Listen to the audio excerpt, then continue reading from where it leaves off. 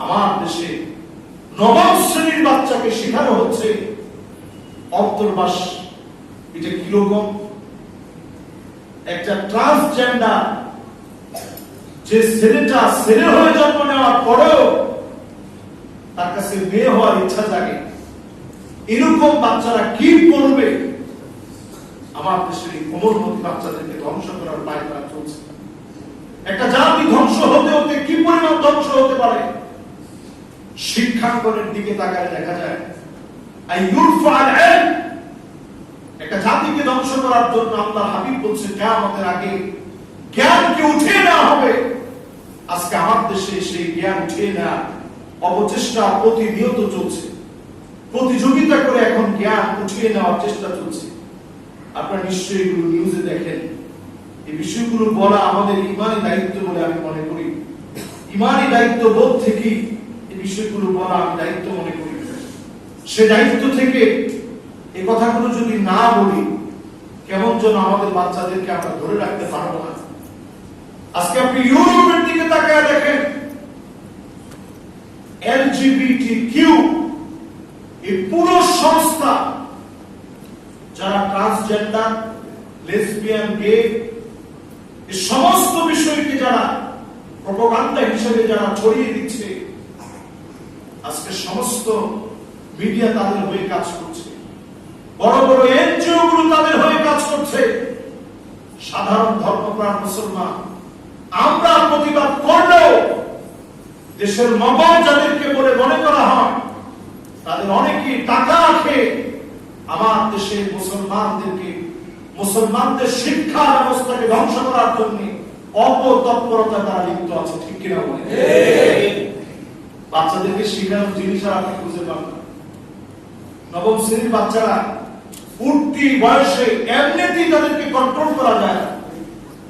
আর এই সময় যদি আপনি একটা কিউআর কোড দিয়ে রাখেন, হাতে হাতে এখন প্রত্যেকের স্মার্টফোন, এই কিউআর কোড দিয়ে সে শুধু সেখানে যাবে না, এই কিউআর কোড দিয়ে সে এমন সব বিষয় দেখবে যেটা তার ঈমান বিধ্বংসী হয়ে যাবে, তার ঈমানকে নষ্ট করতে থাকবে। ধীরে ধীরে তার ঈমানের মধ্যে জং পড়ে যাবে। প্রত্যেকটা জায়গায় আজকে তারা চক্রান্ত করে ট্রান্সজেন্ডার সহ লেসবিয়ান, গে, এই সমস্ত সমকামিতাকে প্রমাণ করার লক্ষ্যে তারা কাজ করে যাচ্ছে। এখনই যদি সজাগ না হন, প্রতিবাদ না করেন, আগামী দিনে আমাদের সন্তানদেরকে খুঁজে পাওয়া যাবে না। ঠিক কিনা?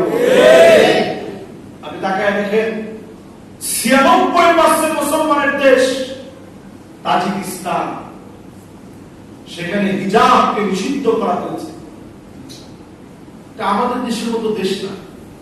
এই পুরো তাজিকিস্তান, উজবেকিস্তান হাজার না লাখ লাখ আলেমদের দেশ, পৃথিবী বিখ্যাত আলেমদের দেশ।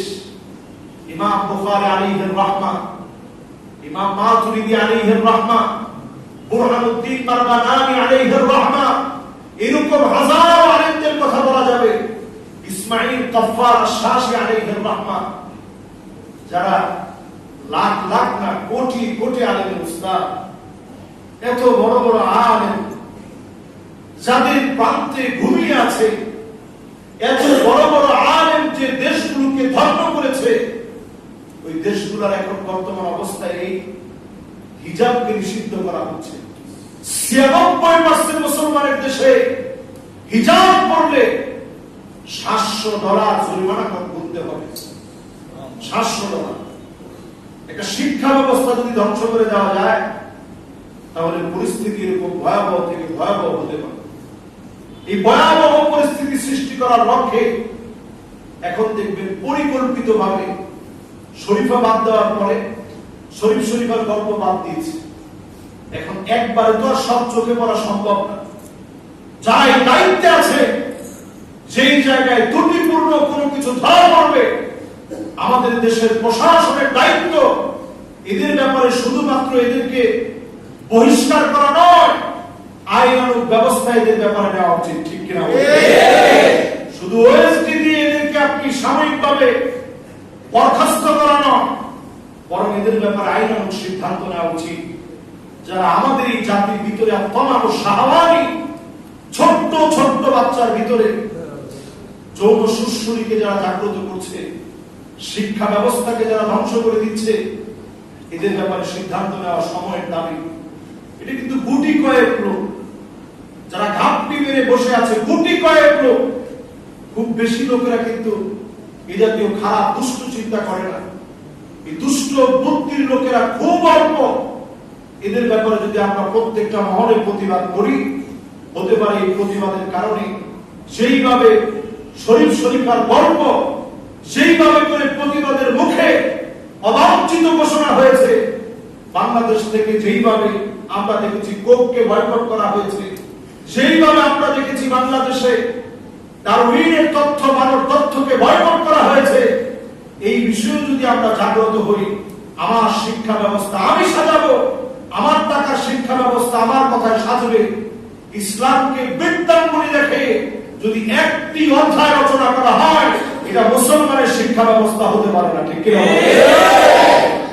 এক্ষেত্রে আপনারা এটা মনে রাখবেন, নেতার চাইতে দল যেমন বড়, দলের চাইতে আদর্শ যেমন বড়, আদর্শের চাইতে রাষ্ট্র যেমন বড়, রাষ্ট্রের চাইতে ইসলাম আমার কাছে কোটি কোটি গুণ বড় মনে হতে হবে।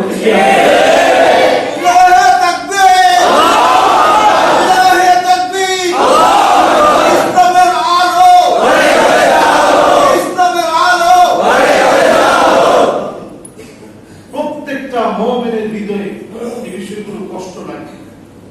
আপনি দেখবেন ইউরোপের দিকে তাকিয়ে কত সন্তান এমন ভাবে হারিয়ে যাচ্ছে।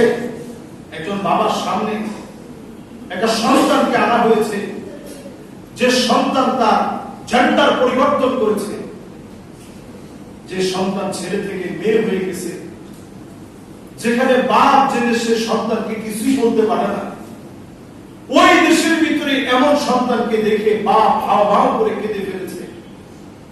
বাপ যেন নির্বাক হয়ে গেছে যে আমি সন্তানের ব্যাপারে কি বলবো। এই সন্তান কেন দুনিয়া আসছিল, আজকে এই সন্তান কেমন করে ছেলে থেকে মেয়ে হয়ে গেছে। তারা এই প্ল্যান প্রোগ্রাম একদিনের জন্য সাজায় নেই। তারা পৃথিবীব্যাপী মুসলমানদের উপর একটা আগ্রাসন চালাবে। কেন তারা এটা হাতে নিয়েছে? কারণ মুসলিম দেশগুলো এতদিন পরে বুঝতে শিখেছে যে শুধু ডলারের বিনিময়ে তেলের লেনদেন এখন বন্ধ করতে হবে। ভারত এখন শুধু স্বর্ণ ক্রয় করতেছে, চীন এখন স্বর্ণ ক্রয় করছে, সারা পৃথিবী এখন ক্রিপ্টোকারেন্সি যখন শুরু হয়ে যাচ্ছে, আমরা এখন সব লেনদেন হয় কিসে? মোবাইল। কিসে? মোবাইলে, অনলাইনে, সব অনলাইন।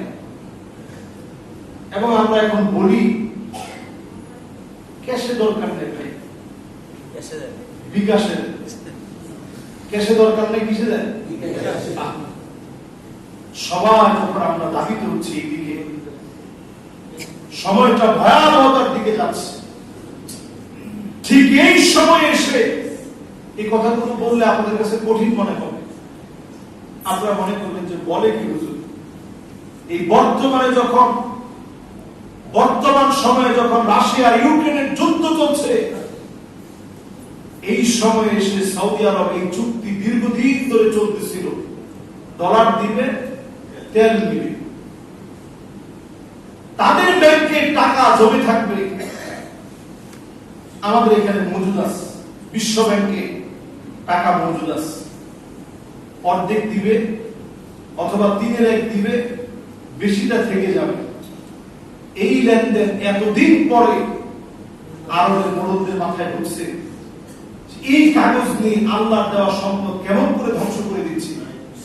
এতদিন পরে এসে এখন ভাবতে শিখেছে, এখন আমাদের টাকা দিয়ে আমাদেরকে মারতেছে। এখন তারা সিদ্ধান্ত নিয়েছে না, এখন আর শুধু ডলার দিয়ে না, অন্যান্য মুদ্রাগুলো আমাদের হাতে আনতে হবে। অন্যান্য মুদ্রাগুলো আমাদের লাগবে, শুধু ডলার না।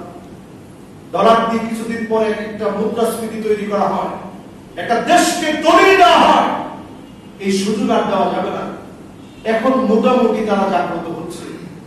এইভাবে যদি মুসলমান জেগে উঠে প্রত্যেকটা সেক্টরে, ইনশাআল্লাহ বিজয় বেশি দিন বাকি না। অচিরেই যিনি মুসলমানদেরকে বিজয় দিবেন তিনি কে? আল্লাহ। প্রিয় হাজরিন, আমার দেশ, আমার সন্তান, আমার সমাজ, আমার রাষ্ট্রকে বাঁচানোর জন্য আমারও তো দায়িত্ব আছে। আমি একজন খতিব, আমার যেমন দায়িত্ব আছে, আপনি একজন মুসল্লি, আপনার দায়িত্ব আছে।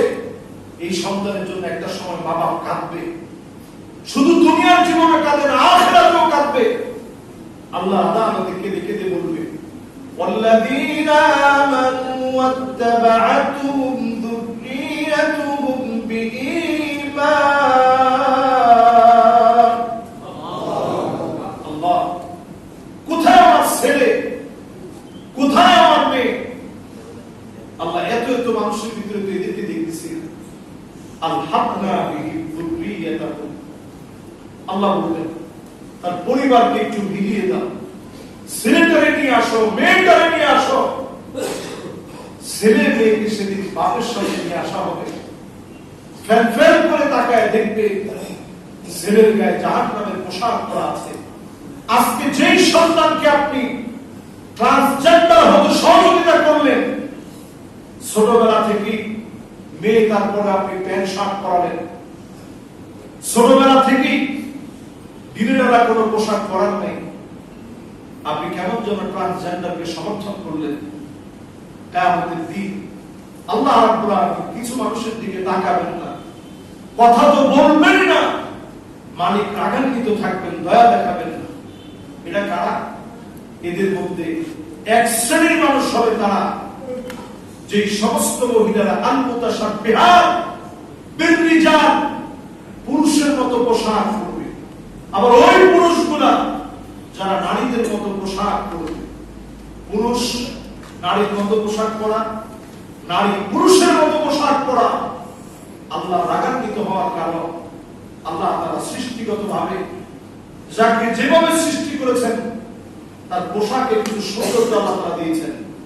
মহিলারা ঢিলেঢালা পোশাক পরবে, নিজেদেরকে আবৃত রাখবে, আর পুরুষদেরকে আল্লাহ রাব্বুল আলামিন এক ধরনের পোশাক দিয়েছেন, সেইভাবে পুরুষরা পোশাক পরবে। এই সৌন্দর্য যখন আপনি ভেঙে ফেলবেন, আল্লাহ রাব্বুল আলামিন আপনার উপর রাগান্বিত হবেন, সেদিন কথা বলবেন না, দয়া দেখাবেন না, মায়া দেখাবেন না। এজন্য আমার শিক্ষাঙ্গনে কে কিভাবে আমার শিক্ষাঙ্গন ধ্বংস করার ষড়যন্ত্র করছে, কাদের ফান্ডিং, কোন কোন বিদেশি এনজিও আমার দেশের শিক্ষাঙ্গন ধ্বংস করছে, এই সকল বিষয় নিয়ে সজাগ থাকা দরকার। ঠিক কিনা বলেন? সম্মানিত হাজিরিন, আল্লাহ ওয়াস্তে এই সময় দিনের বাহিরে যেন কখনো আপনি না চলেন।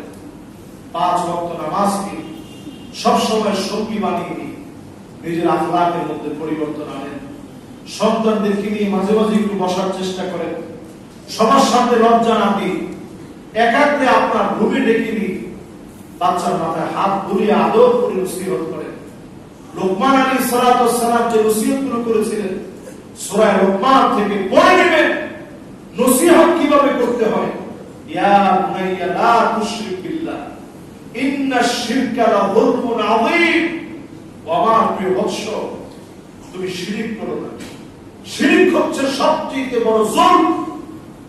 এই যে নসিহত শুরু করছে, আগে আল্লাহর হকটা বোঝানোর চেষ্টা করছে, এরপর ওয়ালা তামশি ফিল আরদি মারাহা, অনেকগুলো নসিহত আছে, কয়েকটা যদি উল্লেখ করি। জমিনের মধ্যে অহংকার করে চলো না। ওয়ালা তুসাইর খাদ্দাকা লিন-নাস, মানুষের সামনে থেকে অহংকার নিয়ে তুমি তোমার মুখটাকে ঘুরিয়ে ফেলো না। এরকম আদর করে নসিহতগুলো যখন করলেন, সেই নসিহত আল্লাহর কাছে এত পছন্দ হয়ে গেছে, যুগ যুগ ধরে আল্লাহ রাব্বুল আলামিন ওই নসিহতগুলো আমাদেরকে স্মরণীয় করে রেখেছেন। আমরাও যেন সন্তানদেরকে নসিহত করি, আদর করে নসিহত করবেন। আল্লাহ রাব্বুল আলামিনের কাছে কামনা করি আজকের এই কথাগুলোর উপরে আল্লাহ পাক যেন আমাকে আপনাদের সবাইকে আমল করার তৌফিক দান করেন। আমিন।